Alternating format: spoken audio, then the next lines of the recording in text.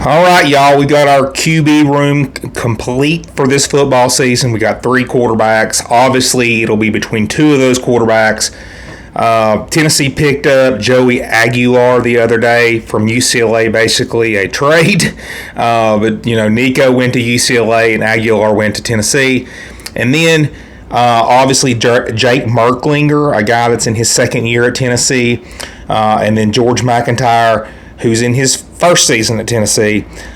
He's all 3 of these quarterbacks are immensely talented, but all 3 of these guys don't really have any big game experience. Now, Joey Aguilar has played a lot of football, but he's played it at a smaller level. Now, he has played against Clemson and some other teams, but when you play at Appalachian State like he has the last couple of years, competition in general is not at a very high level.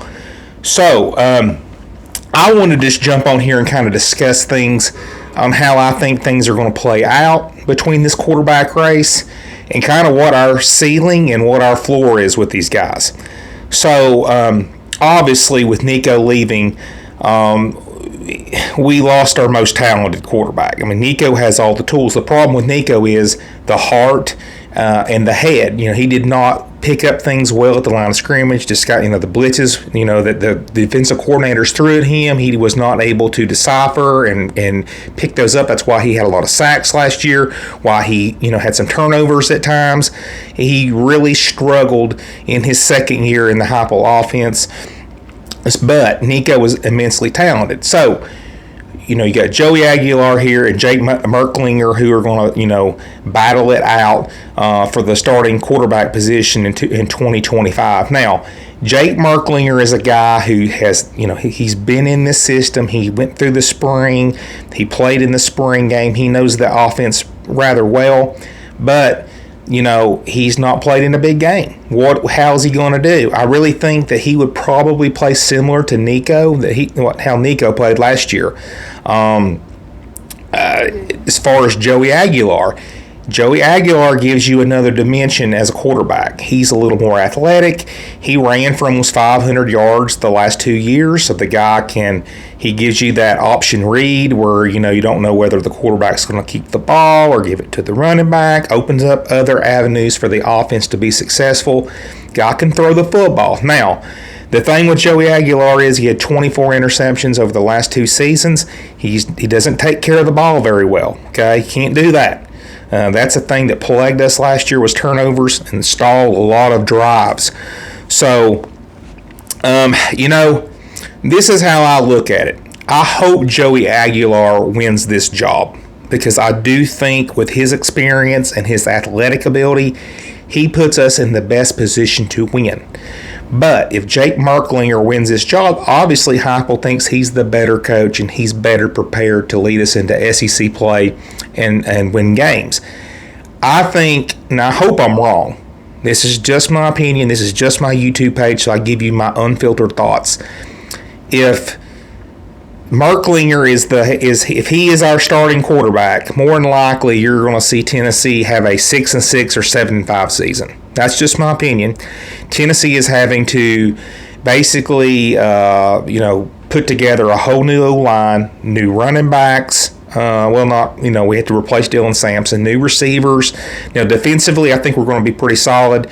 Lose a lot of that defensive line, but you got your linebackers and secondary back for the most part. Defense should be pretty solid, but offensively, there's a lot of missing pieces there, and that is a very scary thought when you're going to have to play in the SEC this year.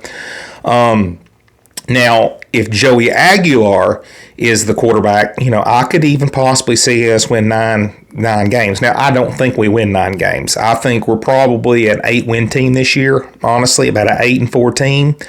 I'm sorry if I bust any of y'all's bubbles, but that's just what I think right now. Now, that's subject to change when I do the Tennessee football predictions, in a couple of months. I may change that. Obviously, we'll see, if they add more pieces to the team, how much the team's looking better. But this is going to have to be a team that rallies around their quarterbacks. It's going to have to be like the 98 Tennessee team. Peyton Manning left. T. Martin took over. T. Martin wasn't a great quarterback, but he was a great leader. Team loved him. They played hard for him. That's going to have to be the situation this year. Tennessee is going to have to come together and be able to win some of these games. Tennessee has a tough schedule. It's probably tougher this year than it was last year because Tennessee's got to go to Alabama. Tennessee has to go to the Swamp. We've not won at the Swamp or at Alabama since 2003. So, it's an uphill climb. This will be the hardest job that Josh Heupel has had as far as coaching is concerned this season. I think anything 8 wins and above is a amazing job. You got Faison Brandon coming in the next year. I think we're going to be more talented. We're going to be more set up to make a run toward the playoffs. I think this year, looking at it right now, if it's very, very early, things can change. But looking at things right now, I think you're being too optimistic if you think Tennessee's going to go to the playoffs. I think this is about a 7 or 8 win team right now, just because of the uncertainty in the QB situation. And the running backs, obviously, we've got a pretty solid bunch of running backs, but you're losing Dylan Sampson. You got a whole new batch of wide receivers, a lot of unknown questions with a tough schedule. But I hope Joey Aguilar wins this job. I hope he gets in there and he gets some camaraderie, gets some, in the camp, and his receivers, they have a good connection. I hope the team likes him. I hope they want to play hard for him. And hopefully Tennessee can have a respectable season. We could beat Alabama or Florida and have a good season. But it could go south. It could go south fast if we don't have good quarterback play. So we'll see what happens, but that's just my early thoughts on that situation, and we'll see what happens, and I'll talk to y'all later.